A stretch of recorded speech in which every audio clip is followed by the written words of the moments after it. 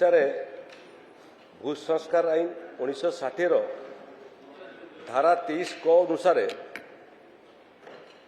अनुसूचित जाति एवं जनजाति मानकर जमी को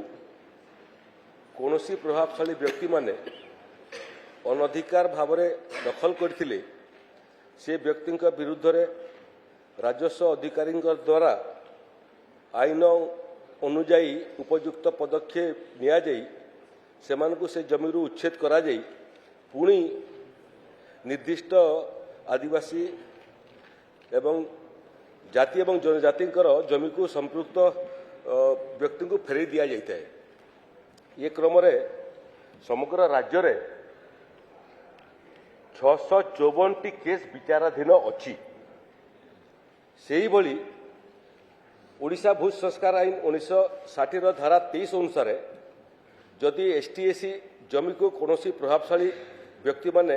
भू संस्कार आईन धारा 22 को उल्लंघन करी जमी किनी थांती ताहले राजस्व अधिकारी सेभली जमी को जमीर बिक्री को बेआईन घोषणा करी सही जमी मध्य एसटी व्यक्ति मान पाखक फेरई देवार नियम अच्छी। ए क्रम समग्र राज्य रे 861 केस विचाराधीन अच्छी। राज्य रे अनुसूचित अंचल रे शेड्यूल एरिया बोल जहाँ को आम कहूँ से जो रेगुलेशन 2 ऑफ 1956 रो धारा 3 क अनुसार जदि कौनसी आदिवासी लोकंकर जमी अण आदिवासी लोक बेआईन भाव में दखल करिथाए ताले से जमी को जमीरु ताकू उच्छेद करी राजस्व अधिकारी माने से जमी को आदिवासी लोकों को फेरई दी थांती। रेगुलेशन 2 ऑफ 1956 रो धारा 3 क अनुसार राज्य रे वर्तमान 19,690 केस चिन्हट होई अछि। राज्य रे अनुसूचित अंचल शेड्यूल एरिया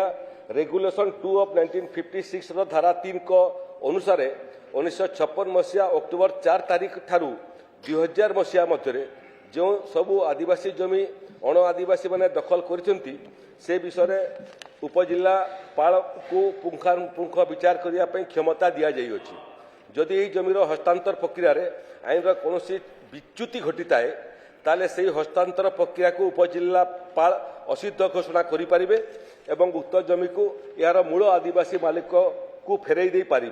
ये प्रक्रिया राज्य में 12,279 केस चिन्हट होई अछि। विभिन्न जिलार प्राप्त तथ्य अनुसार दिवानी मोकदमा करी मुझे रिपीट करुच्ची दिवानी मोकदमा करी निरीह एसटी को हताश एवं मानसिक जंत्रणा दी जमी न फेरवा प्रभावशाली लोकंकर कौनसी कौशल करिवार दृष्टांत आम पाखरे हस्तगत होई नाही। जदि से भाया कौन दृष्टांत सरकार दृष्टिगोचर को आसे ताहले सरकार आईन अनुजाई विहित कार्यानुष्ठान ग्रहण करेंगे।